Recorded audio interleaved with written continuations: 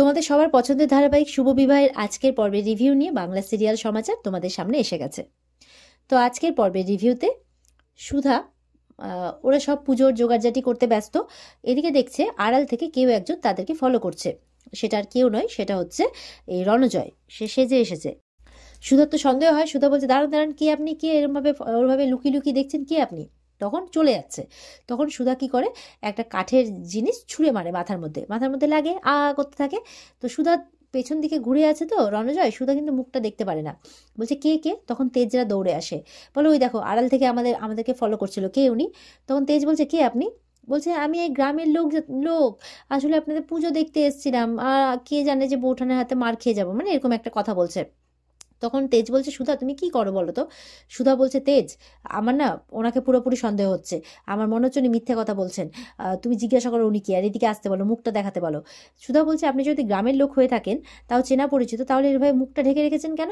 বলছে, আমাদের গ্রামে একটা নিয়ম আছে, মানে মেয়েদের দিকে তাকাতে নেই, তাই আমরা মুখটা এইভাবে ঢেকে রেখেছি। তখন তেজ বলছে, আচ্ছা আচ্ছা ঠিক আছে, আমি ক্ষমা চাইছি ওর হয়ে।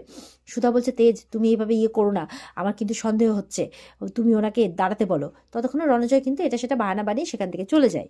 সুধা বলছে, তুমি কেন যেতে দিলে? তুমি দেখো ওনাকে, আমার মনে হচ্ছে উনি সেজে আছেন, উনি মানে বেগ ধরে আছেন, আমার সন্দেহ হচ্ছে ওনাকে। তার ঠিক আগের মুহূর্তে অ্যাকচুয়ালি সুধা আর আশুতোষ মিলে কথা বলছিল। সুধা জানতে পেরেছে যে সে রিয়াব থেকে রণজয় পালিয়েছে, তাই সেটা আশুতোষকে খবর করে।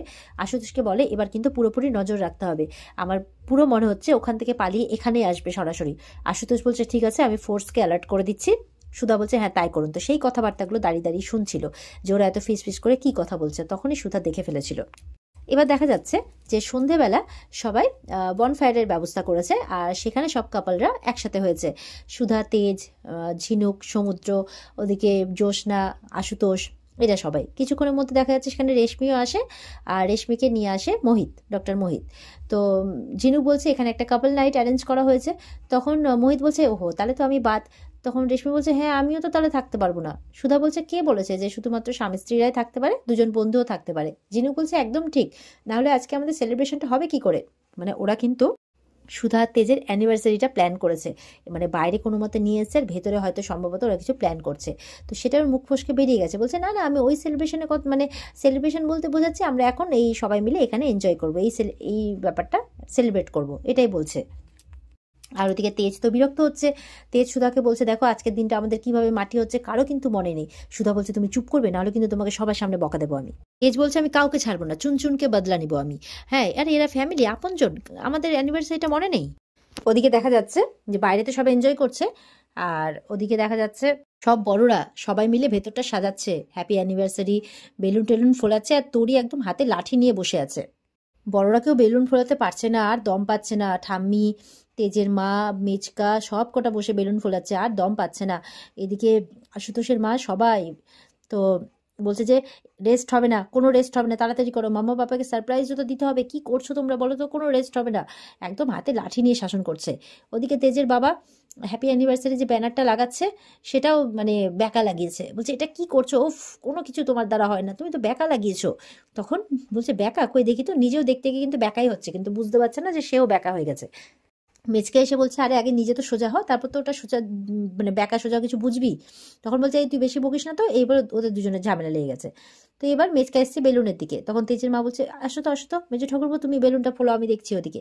তখন তেজের মা আর বাবা মিলে ব্যানারটাকে সোজা করে। তখন তরি বলছে, হ্যাঁ একদম ঠিক আছে। এদিকে আশুতোষের মার বেলুন ফোলাতে কষ্ট হলে তখন পোলো তার জন্য বেলুন ফোলানো মেশিন নিয়ে আসে, যে না ওঠামি তুমি এটা দিয়ে ফোলাও, তাহলে দেখবে কষ্ট হবে না। তো এই করে সবাই মিলে তরির বকুনি শুনে তরির ভয়ে সব কাজ করছে। তো ওদের সাজানোর ফাঁকতালে রণজয় কি করে, একটা ছোট গ্যাস সিলিন্ডার টেবিলের নিচে সেট করে দেয়, মানে সবকে পুড়িয়ে মারবে এরকম একটা প্ল্যান করেছে, কেউ লক্ষ্য করে না। এবার কিন্তু খুব জমিয়ে রোম্যান্টিক একদম নাচ গান চলছে কাপলদের মধ্যে। আর ওদিকে আড়াল থেকে রণজয় দেখছে। তো এই সুধা কিন্তু দেখে ফেলে, যখন কে কে করতে থাকে দৌড়ে যায়, কিন্তু কাউকে দেখতে পায় না, রণজয় পালিয়েছে। তেজরা বলছে, কে মানে কি হয়েছে বলে, এখানে কেউ একজন ছিল। তেজ বলছে, বুঝতে পেরেছি, ওই রেশমির উপরে রণজয়ের অ্যাটাকটা হওয়ার পর থেকে তুমি একটু বেশি ভয় পেয়ে গেছো। সুধা বলছে, হ্যাঁ আমি ভয় পেয়েছি, তার যথেষ্ট কারণ আছে, আমি ওকে একা একা ছাড়তে পারবো না। বলছে, দেখো আশুতোষ বাবু তো বলছেন ওনাকে তো উনি ভালো করে বন্দি করে রেখেছেন, ওখান থেকে বেরোতে পারবে না। সুধা আর আশুতোষ বাবু তখন চোখে চোখে কথা বলছেন, ওরা তো জানে যে ওরা পালিয়েছে, শুধু বাড়ির লোকের সামনে বলছে না। ঝিনুক বলছে দেখ এত সুন্দর একটা রোমান্টিক নাইট প্ল্যান করেছিস, আহ, এটা একটু আমরা এনজয় করি না সবাই মিলে বল। তেজ বলছে কি ও প্ল্যান করেছে? বলে হ্যাঁ। মানে রেশমি যে এই ব্যাপারটা খুব এনজয় করছে, সবার সাথে বেশ আনন্দে আছে, হাসি খুশি আছে, সেটা সেইভাবে রাখার জন্য সুধার এই প্ল্যানটা। তো এবার সবার কথা মতো সুধা আবার নর্মাল হওয়ার চেষ্টা করে। এরপরে ঝিনুক ওই পেপার ডান্সের ব্যবস্থা করেছে, কিন্তু তাতে একটা টুইস্ট আছে যে আগে মেয়েদের মানে চোখ বেঁধে দেওয়া হবে বউদের, তারা তাদের বরকে খুঁজে বের করবে, তারপরে এই রোমান্টিক ডান্সটা হবে। আর মোহিত আর মোহিত বলছে ঠিক আছে আমি তাহলে জাজ হবো, আমি তো আমার তো কিছু করার নেই, আমার তোর বউ নেই। তখন রেশমি বলছে আমি তাহলে কো জাজ হব। এবার কিন্তু মেয়েদের চোখ বেঁধে দেওয়া হয়। তেজ তো খুব এনজয় করছে ব্যাপারটা। তেজ বলছে ঠিকই আছে, এতদিন ধরে আমি খুঁজেছি, এবার ও খুঁজুক। সুধা বলছে কি আমি খুঁজে, তুমি খুঁজেছো আমাকে? এই নিয়ে তাদের মধ্যে একটা ওই তুতু ম্যামে শুরু হয়ে যায়। এবার সব বউদের চোখ বেঁধে দিলে তারা এবার তাদের বরকে খুঁজছে, কেউ খুঁজে পাচ্ছে কেউ পাচ্ছে না। আর এদিকে রেশমি তাদেরকে বলে দিচ্ছে ডান দিকে যাও, বাদিকে যাও, পেছনে যাও, এরভাবে বলে দিচ্ছে। সমুদ্র দাঁড়িয়ে আছে, সমুদ্র বলছে ঝিনুক তুমি আমাকে খোঁজো। ঝিনুক বলছে না, ঝিনুক কখনো কারোর পেছনে যায় না। তখন যাই হোক একটা মজা চলছে আর কি। মোহিত বলছে যে খুঁজুন না, একটু মজা করেই খুঁজুন। আর রেশমি বলছে খোঁজো না বৌদি। তখন বলছে ঠিক আছে আমার ননদিনী বলছে যখন আমি তাহলে খুঁজছি। রণজয় কিন্তু আড়াল থেকে ফলো করেই যাচ্ছে আর বলছে রেশমি তুমি তো আমাকে খুব ভালোবাসতে, তাহলে আমার জন্য কষ্ট হচ্ছে না তোমার? আমার কথা মনে পড়ছে না? আবার কিছুক্ষণ পর শয়তানের রূপটা বেরিয়ে আসছে, মানে এরকমই করছে আর কি আড়াল থেকে। এখানে এসে একেবারে সবকে মারার প্ল্যান করেছে। এবার তো তেজ খুব বদমাশি করছে, এদিক ওদিক এদিক ওদিক করছে, সুধা ধরতে পারছে না। তেজ বলছে এই দেখো মুখে বড় বড় কথা বলছিল, আবার ধরতেই পারে না নিজের বরকে। তখন সুধাও তো কম চালাক নয়, নিজের পড়ে যাওয়ার বাহানা করছে, তখন তেজ ছুটে এসছে ওর কাছে আর তখন ধরে ফেলেছে।